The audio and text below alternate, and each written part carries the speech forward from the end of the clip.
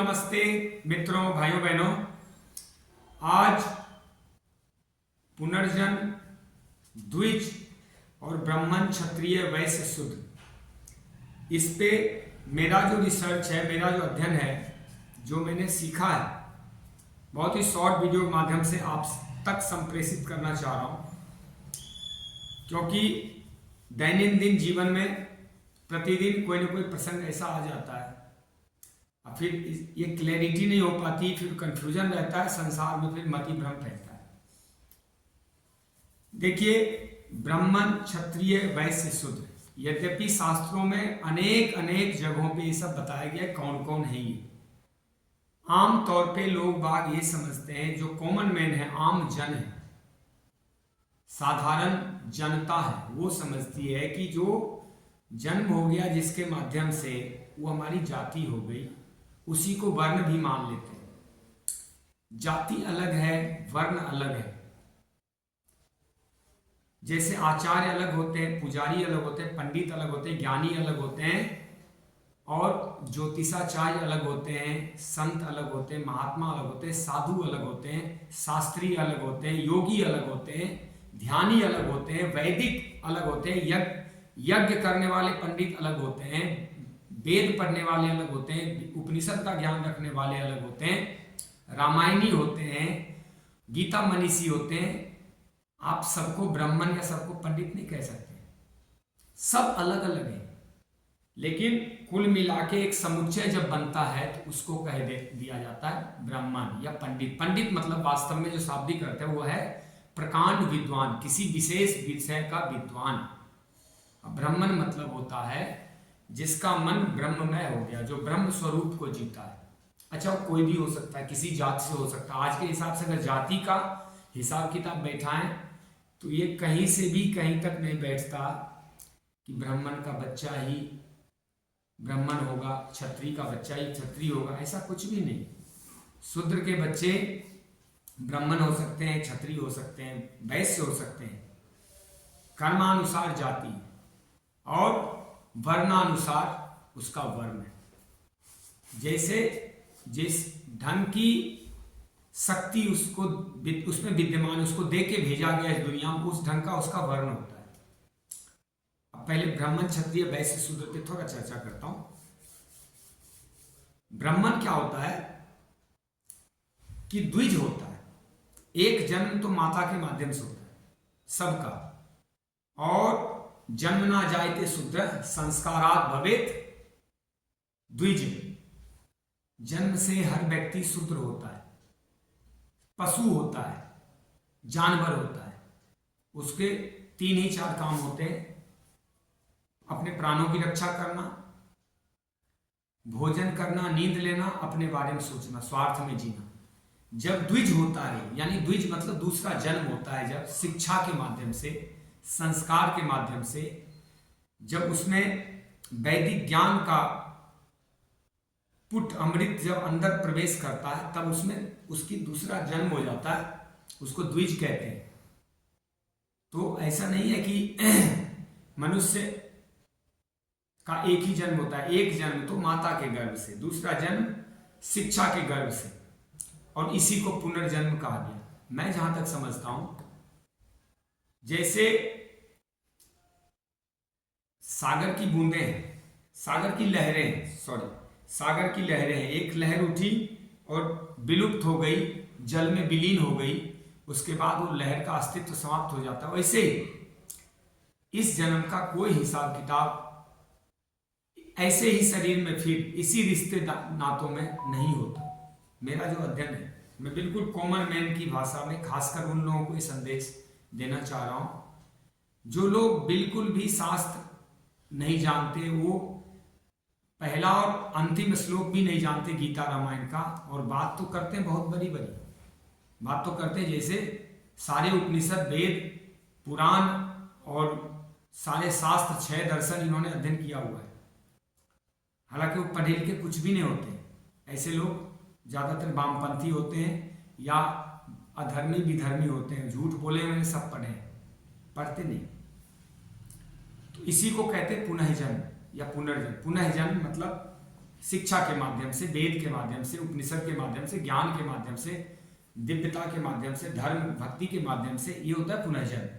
पुनर्जन्म ये नहीं कि शरीर का फिर से जन्म, नहीं होगा, सवाल ही नहीं। शरीर एक बार खत्म हो गया, अब दोबारा उसका कुछ भी नहीं बचता, सिर्फ जो वृत्ति है जो कैरी होके आगे जाता है उसको संस्कारम कह सकते हैं। वो संस्कारम, उसी को वृत्ति कहते हैं।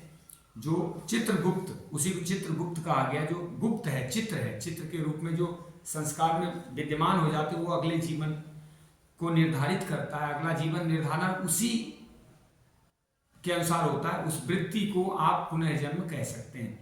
लेकिन वास्तव में जो पुनर्जन्म है, पुनर्जन्म होता है शिक्षा के माध्यम से, और एक ही जन्म है, बार बार नहीं है कि इसमें हमारा वो बना उसमें वो बना। ऐसा तो भटकाने वाली बात है, बेकार की बात है। किसी भी शास्त्रों में भी ऐसा नहीं कहा गया। जो प्रमाणिक ग्रंथ है, प्रमाणिक शास्त्र है, पुराण की बात नहीं करनी। पुराण एक कहानी है, कहानी के माध्यम से वो एक हाइपोथेटिकल कहानी है। पुराण कोई प्रमाण ही नहीं, प्रमाण तो वेद ही है, और वेद का भी वो भाग जो उपनिषद है, वेदों की व्याख्या उपनिषद में। और दर्शन कह लें, दर्शन को आप प्रमाण मान सकते हैं, गीता को प्रमाण मान सकते हैं, योग वशिष्ठ को मान सकते हैं जिसमें आत्मा का विज्ञान है। लेकिन कहानियों को कहानियों को प्रमाण नहीं मान सकते। तो वेद, उपनिषद, योग वशिष्ठ, गीता, दर्शन, ये सब आपका प्रमाणिक ग्रंथ है जिसको प्रमाण मान सकते। उसके हिसाब से भी पुनर्जन्म की जो व्याख्या की गई है वो यही है। जन्म हर बार होता है। जैसे कोई व्यक्ति मीट खाता है, दारू पीता है, गलत काम करता है, इधर उधर, उसको ज्ञान नहीं है। जैसे ज्ञान आता है वो सही मार्ग पे आ जाता है। अब वो आदमी खत्म हो गया, वो आदमी विलीन हो गया, दूसरा जन्म हो गया उसका। वहीं से ज्ञान से दूसरा जन्म होता है। अब उसकी पहचान अगर उस रूप में करोगे तो वो तो है ही नहीं, वो तो बदल गया। इसी को कहा गया पुनर्जन्म। इसमें विश्वास रखने वाला हिंदू होता है, सनातन धर्मी होता है। इसीलिए द्विज मतलब दूसरा जन्म। एक जन्म माता गर्भ से, दूसरा जन्म शिक्षा और वेद के माध्यम, ज्ञान के माध्यम से। एक बच्चा है, पहले गाय भैंस चराता है, बाद में जॉब में चला जाता है, तो उसका दोबारा जन्म हो गया। इसी तरह बार बार जन्म होता है। जैसे जैसे उसका ज्ञान बदलता है वो जन्म होता जाता है। तो पहले तो ये क्लियर हो गया कि द्विज क्या है, दूसरा क्लियर पुनर्जन्म क्या है। और अब ब्राह्मण, क्षत्रिय, वैश्य, देखिए ब्राह्मण मतलब होता है जिसका मन शिक्षित होकर ब्रह्ममय हो गया। अब उसको संसार से ज्यादा लेना देना नहीं है। उसका लालच मिट गया, स्वार्थ मिट गया, कामनाएं मिट गई, क्रोध मिट गया, संताप मिट गए, मोह मिट गया, निराशा, भय, तनाव, डिप्रेशन सब खत्म। जो है सब भगवान की दुनिया। ये सांसें, शरीर, संपत्ति, समय, साधन, संतान सब भगवान के। जैसे रखें भगवान वैसे रहेंगे। कर्म करेंगे अपने ऊंचे से ऊंचा कर्म करेंगे, फल की चिंता नहीं करेंगे, जैसा कि स्वयं भगवान कृष्ण ने गीता में कहा। तो इसी को कहते हैं ब्राह्मण, जिसका मन ब्रह्ममणि हो, ब्रह्ममय हो गया, ब्रह्म जैसा मन हो गया, ब्रह्म का मन हो गया। उसका मन जो है, मन जो शक्ति है, वह ब्रह्म स्वरूप हो गया। ये तो हो गया ब्रह्म। अब क्षत्रिय किसको कहते हैं? क्षेत्र रक्षक जो होते हैं, क्षेत्रों की रक्षा करने वाले, जो शौर्यवान, वीर, बली, जिसको कहते हैं योद्धा, लड़ाकू, सुरक्षा कर्मी, तो वो होते हैं क्षत्रिय। उनका मस्तिष्क प्रधान नहीं होता, उनका बल प्रधान होता है। तो प्रकृति ने 4 प्रकार के मनुष्य जने। पहला जो ब्रह्ममणि होता है, जो ज्ञानी, जिसका मस्तिष्क अति सक्रिय होता है, गले के ऊपर वाला भाग, मस्तिष्क रूपी वाला भाग बहुत अधिक सक्रिय होता है। वो हर चीज के अंदर डूब के विश्लेषण कर सकता है। एक होता है जो बल प्रधान होता है, बाजू बल अधिक होता है, लड़ाकू होता है, योद्धा होता है, निडर होता है, निर्भय, साहसी होता है, वो खतरों से खेल सकता है, उसमें बल अधिक होता है। ये प्रकृति ने दिया है। तो ब्राह्मण की संख्या कम होगी, क्षत्रियों की संख्या उससे अधिक होगी। तीसरा जो होता है, तीसरा वर्ण होता है, वो वैश्यों का वर्ण होता है।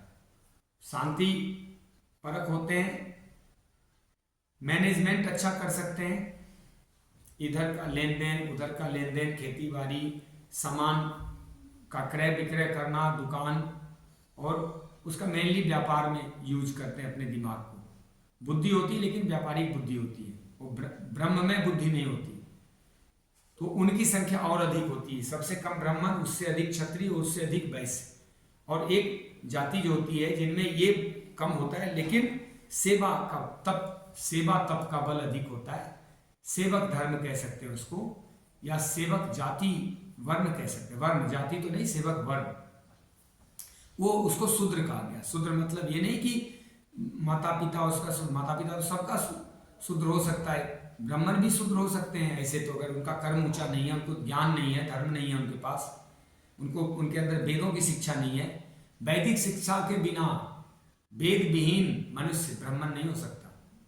ब्राह्मण तो वेद युक्त मनुष्य हो सकता है। तो शूद्र भी ब्राह्मण हो सकता है जब उसका द्विज रूपांतरण हो जाएगा, पुनर्जन्म हो जाएगा द्विज के रूप में। जब वो शिक्षा से, संस्कार से द्विज बन गया तो ब्राह्मण हो सकता है। इसलिए जो जाति पाति का जो भेद है ये तो बनाया गया है। मैं यहाँ एक प्रसंग आपको बता रहा हूँ। आज़ादी के समय बिहार में लगभग 70 जातियाँ थी।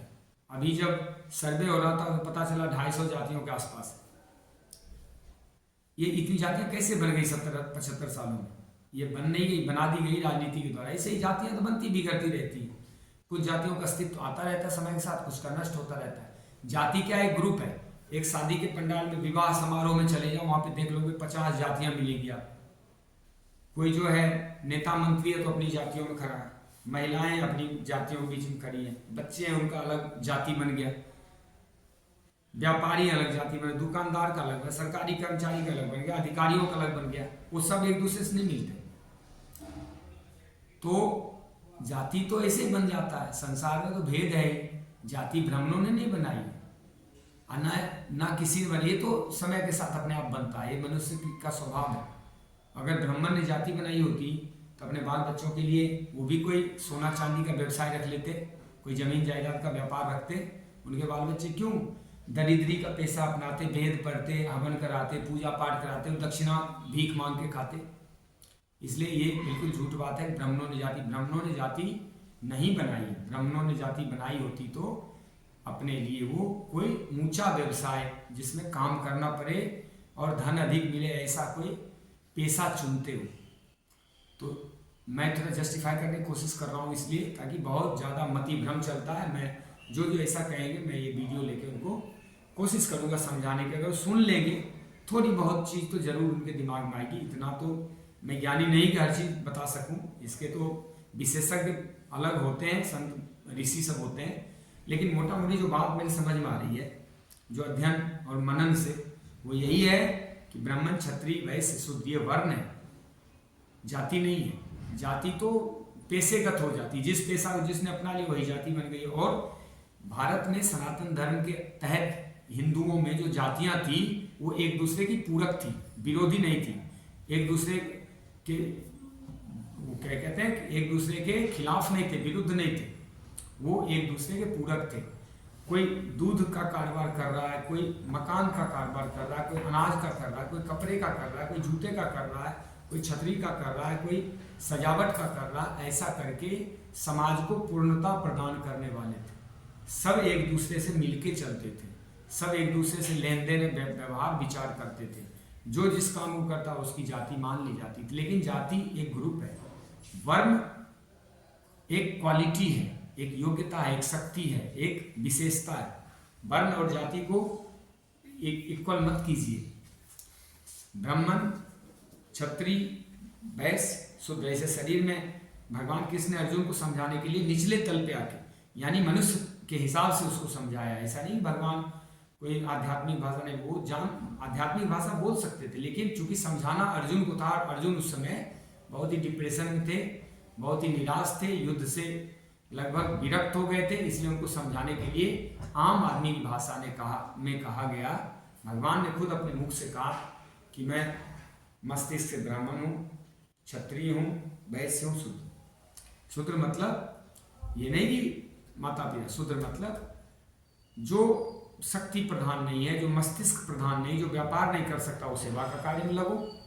और उनकी संख्या सबसे अधिक होती है। ये प्रकृति का ही सिद्धांत है, प्रकृति का कुछ नियम है। 100 बच्चा जन्म लेता है तो एक उसमें लड़ाकू योद्धा पैदा होता है। 1000 जब जन्म लेता है तो एक उसमें बुद्धिमान पैदा होता है। 1 लाख जब पैदा होता है तो एक दानी पैदा होता है। 1 करोड़ जब पैदा होता है एक ऋषि पैदा होता है। 10 करोड़ में एक संत पैदा होते हैं, 50 करोड़ में एक योगी पैदा होते हैं, 1 अरब में एक नेता पैदा होता है, जो बड़े नेता जो नैरेटिव बदल सके। ये प्रकृति के नियम को समझिए और जातिवाद, जाति भेद, ये पागलपन को दूर करके एकत्व भाव से राष्ट्र, धर्म और समाज कल्याण में, मानव कल्याण में, आने वाले भविष्य के लिए सुरक्षा, शिक्षा, स्वास्थ्य, समृद्धि, सुख शांति देश में कैसे बढ़े, इस पे काम किए तो आप द्विज हो, आप ब्राह्मण हो गए। जो विचार करता है, जिसको धर्म का ज्ञान है, जिसको अच्छी समझ है, जिसको अपने और प्रकृति के इस गूढ़तम रहस्यों का थोड़ा बहुत भी समझ है, वो सब ब्राह्मण है। हम सब ब्राह्मण बन सकते हैं या फिर हम शूद्रपत रह सकते हैं, ये तो अपने विवेक के ऊपर है। किसी में कोई ऊर्जा ज्यादा होती, कोई कम होता है, तो जो जहाँ है वो सब एक दूसरे पूरक है। जय श्री राम, ओम, धन्यवाद।